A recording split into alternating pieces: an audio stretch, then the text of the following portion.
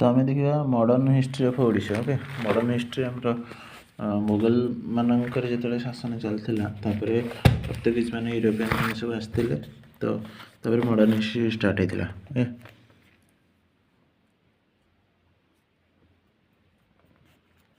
लिखला although Portuguese were the first European to build factory in Odisha, but it's the British East India Company which ruled over Odisha। जदि पर्तुगीज मैंने कौन करथिले ना से fast European थिले जोटिकी ओडिशार फैक्ट्री बिल्ड करथिले, किंतु East India company British East India company rule करथिला। ओके, गोटे स्ट्राटेजिक वे रे British East India company Odisha को कैप्चर करथिला। ओके, तापर देखला modern history of Odisha begins कोठू आरंभ होची with the adventure of European power in the state. Okay, European माने आसिक जिते पहुँचले स्टेट रे से ओडिशार मॉडर्न हिस्ट्री स्टार्ट होची। Okay, Portuguese are the first to establish the settlement Pipili. से जो पिपिली नुह कि से बालेश्वर एरिया थिला। ओके, पर्तुगीज मैंने कौन कले ना सेठी पिपिली रे फास्ट तांगर सेटलमेंट को एस्टाब्लिश कले, but were soon overpowered by Britishers. तापर ब्रिटिशर मैंने तांको हटै देले। Okay, after the winning of battle of Buxar in 1765 रे 1764 रे बैटल ऑफ बक्सर होता। तापर 1765 रे कौन होइछि ना British rule formally establish in Odisha भलरे एस्टाब्लिश होता ओडिशा रे। However it was marked by the various rebellion. बहुत गुड़ा रिबेलियन होता जेहेतु ब्रिटिशर मैंने आसिक रूल कर आरंभ कले फैक्ट्री ना माने वाणिज्य कर ना आसिक रूल कले, तो बहुत गुड़ा रिबेलियन से होता। ओके, देर पाइक रिबेलियन होता, खोर्धा रिबेलियन होता, विभिन्न प्रकार कौन जो आमर रिभोल्ट होता 1857 रिभोल्ट होता। तापर आउ कौन होता ट्राइबाल मान ट्राइबाल मैंने अपराइजिंग करते जमी घुमसार होगला भूइया होगला ये सब बहुत गुड़े रिबेलियन होता। ओके, तापर many tribal uprising also occurred in Odisha लगी घुमसार भूइया एगुड़ा सब होता।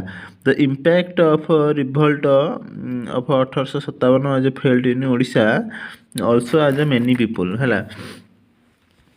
जो रिभोल्ट होता 1857 रे तार जो इम्पैक्टा ओडिशा मध्य बहुत लोक मान पड़ी। 1857 यहाँ देश वाइज होता कि ओडिशा मध्य बहुत लोक मान पड़ी पार्टिसिपेट जो थी कि से पार्टिसिपेट मान करते।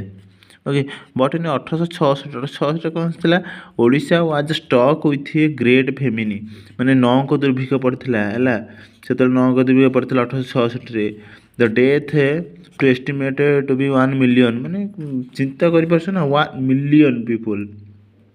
ओके, मरी जाते मैंने 100,000 गोटे मिलियन हो 100,000 लोक मरी जाते फैमिली रे।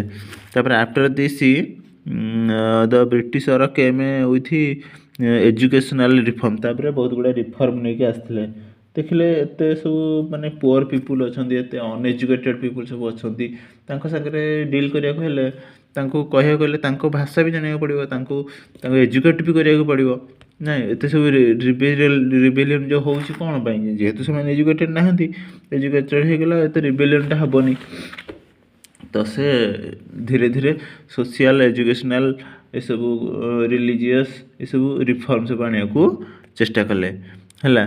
जमती कि मेनी सोशियो रिलीजियस मूवमेंट सब आसला जमती सोशियो रिलीजियस रे कौन ना सत्य महिमा धर्म ब्रह्म मूवमेंट एगुड़ा सब एमती सब आसला। तापर पर्तुगीज मान पढ़िया पर्तुगीज मैंने होती फास्ट यूरोपियन ओडिशा को आसते एस्टाब्लिश तार सेटलमेंट पिपिली बालेश्वर करते 1625 एडी रे। ओके, 1625 एडी रे करते। तो community flourished in the 16th century the build church से चर्च बिल्ड कले जेहेतु से कौन माने ख्रिस्टियन थे ना चर्च गुड़ा बिल्ड कले सम फैक्ट्रीज एंड किसी फैक्ट्री ବିଲ୍ଡ କଲେ।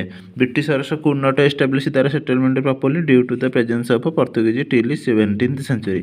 17th century ପର୍ଯ୍ୟନ୍ତ ବ୍ରିଟିଶର ମାନେ ସେମାନଙ୍କର ଫ୍ୟାକ୍ଟ୍ରି ଏଷ୍ଟାବ୍ଲିଶ୍ କରିପାରିଲେନି ଓଡ଼ିଶାରେ, କାରଣ ପର୍ତ୍ତୁଗୀଜ ମାନେ ଆସିଥିଲେ କି ତାଙ୍କୁ ମାନେ ଆସିକି ତାଙ୍କୁ ହୋଟେଲ ସୃଷ୍ଟି କରିଥିଲେ। Okay, then from middle of 17th century ତାପରେ ଯେମିତି ଧୀରେ ଧୀରେ ଆଗକୁ ସମୟ ବଢ଼ିଲା, ସେ ମିଡ଼ିଲ୍ ଅଫ୍ 17th centuryରେ ବ୍ରିଟିଶର ମାନେ ପାୱାରଫୁଲ୍ ହେଇଗଲେ, ପର୍ତ୍ତୁଗୀଜ ମାନଙ୍କୁ ତଡ଼ିଦେଲେ। ଓକେ, ତାପରେ ଆସିଲା ବ୍ରିଟିଶ ରୁଲ୍ ଇନ୍ ଓଡ଼ିଶା। ଓଡ଼ିଶାରେ ବ୍ରିଟିଶ ରୁଲ୍ 1765 ମସିହା ପରେ ବ୍ୟାଟଲ୍ ଅଫ୍ ବକ୍ସାର ପରେ ଇଷ୍ଟ ଇଣ୍ଡିଆ କମ୍ପାନୀର ଜେନେରାଲ ଥିଲେ ରବର୍ଟ କ୍ଲାଇଭି। ସେ କ'ଣ କଲା ନା ଦିୱାନୀ ରାଇଟ୍ ପାଇଲେ। ଦିୱାନୀ ରାଇଟ୍ ମାନେ ଟ୍ୟାକ୍ସ ଅସୁଲ କରିବା, ହେଲା, ଫ୍ରିରେ, ମାନେ ଏଇଟା ଫ୍ରି ଦିୱାନୀ, ଦିୱାନୀ ରାଇଟ୍ ମାନେ ବେଙ୍ଗଲ, ବିହାର, ଓଡ଼ିଶା ପୁରା ମୋଗଲ ଏମ୍ପାୟାର, ସେଠୁ ଦିୱାନୀ ରାଇଟ୍ ମାନେ ସେଠୁ ଫ୍ରିରେ ଟ୍ରେଡ୍ କରିପାରିବେ ସେଇଟା। ସେତେବେଳେ ମୋଗଲ ଏମ୍ପାୟାର କିଏ ଥିଲେ ନା ଶାହା ଆଲାମ ସେକେଣ୍ଡ ଥିଲେ। ତାଙ୍କଠାରୁ ରବର୍ଟ କ୍ଲାଇଭି ଆଣିଲେ କ'ଣ ନା ଦିୱାନୀ ରାଇଟ୍ ନେଇ ଆସିଲେ। ବେଙ୍ଗଲ, ବିହାର, ଓଡ଼ିଶା, ସେତେବେଳେ ଓଡ଼ିଶା, ବେଙ୍ଗଲ, ବିହାର ସବୁ ମିଶିକି ଥିଲା, ମାନେ ଗୋଟେ ଥିଲା ବେଙ୍ଗଲ ପ୍ରୋଭିନ୍ସ ଥିଲା, ଗୋଟେ ମାଡ୍ରାସ ପ୍ରୋଭିନ୍ସ ଥିଲା, ଗୋଟେ ଥିଲା ଆଉ ଗୋଟେ କ'ଣ ସେଣ୍ଟ୍ରାଲ ପ୍ରୋଭିନ୍ସ ଥିଲା, ଏସବୁ ସବୁ ମିଶିକି ସବୁ ଥିଲା। ଓକେ, ତାପରେ the British East India Company obtained Northern Circars. Northern Circar ମାନେ ଯେଉଁଟା ଆମର ରହୁଛି କୃଷ୍ଣା ନଦୀରୁ ରହୁଛି ମହାନଦୀ ନଦୀ ପର୍ଯ୍ୟନ୍ତ, ଏଇସବୁ ଏରିଆ ଗୁଡ଼ାକ ନର୍ଦର୍ନ ସର୍କରରେ ଯାଉଛି, ହେଲା। Division of British India Madras ପ୍ରେସିଡେନ୍ସିରେ ସେଇଟା ମଧ୍ୟ ଯାଉଛି। ମାଡ୍ରାସ ପ୍ରେସିଡେନ୍ସିରେ ଯାଉଛି consisting of Srikakulam, Rajamahendri, Ellore, Guntur, in which the present undivided Ganjam district included. Ganjam ଡିଷ୍ଟ୍ରିକ୍ଟଟା ସେତେବେଳେ ମାଡ୍ରାସ ପ୍ରେସିଡେନ୍ସିରେ ଯାଇଥିଲା। ଓକେ, ଯେମିତିକି ଆମର ସମ୍ବଲପୁରଟା ସେଣ୍ଟ୍ରାଲ ପ୍ରୋଭିନ୍ସେସରେ, ଆଉ ବେଙ୍ଗଲଟା ରହୁଛି ମାନେ କ'ଣ ଏପଟେ ଯେଉଁ ରହିଲା କ'ଣ ସେଇଟା କଟକ ହେରିକା ସବୁ ବେଙ୍ଗଲ ପ୍ରୋଭିନ୍ସେସରେ ଯାଉଥିଲା। ଗଞ୍ଜାମ, କୋରାପୁଟ, ମାଡ୍ରାସ ପ୍ରୋଭିନ୍ସେସରେ ଯାଉଥିଲା। ଓକେ, ଏସବୁ ଥିଲା। ତାପରେ the British East India company also got Medinipur which is ଅ ପାର୍ଟ ଅଫ୍ ଓଡ଼ିଶା। ସେତେବେଳେ ବ୍ରିଟିଶ ଇଷ୍ଟ ଇଣ୍ଡିଆ କମ୍ପାନୀ ମଧ୍ୟ ମେଦିନାପୁରଟା ସେତେବେଳେ ଓଡ଼ିଶାର ପାର୍ଟ ଥିଲା, ସେତେବେଳେ ଅଲଗା ହେଇନଥିଲା, ହେଲା। ତ ସେଇଟାକୁ ମଧ୍ୟ ସେ ଅକ୍ତିଆର କରିନେଲେ ମେଦିନାପୁରଟାକୁ। ଦଶ ବ୍ରିଟିଶ ଅଥରିଟିଜ୍ ଆକର୍ଡ ଓଡ଼ିଆ ସ୍ପିକିଂ ଟ୍ରାକ୍ଟସ। ସେମାନେ ଓଡ଼ିଆ ଯେଉଁମାନେ କହୁଥିଲେ ତାଙ୍କୁ ସେମାନେ ତାଙ୍କର ଅଥରିଟି ହେଇଗଲେ ବ୍ରିଟିଶର ମାନେ। The both in south and in north, ସବୁ ଦକ୍ଷିଣ ଉତ୍ତର ସବୁଆଡ଼େ ସେ ମାନେ ଅକ୍ତିଆର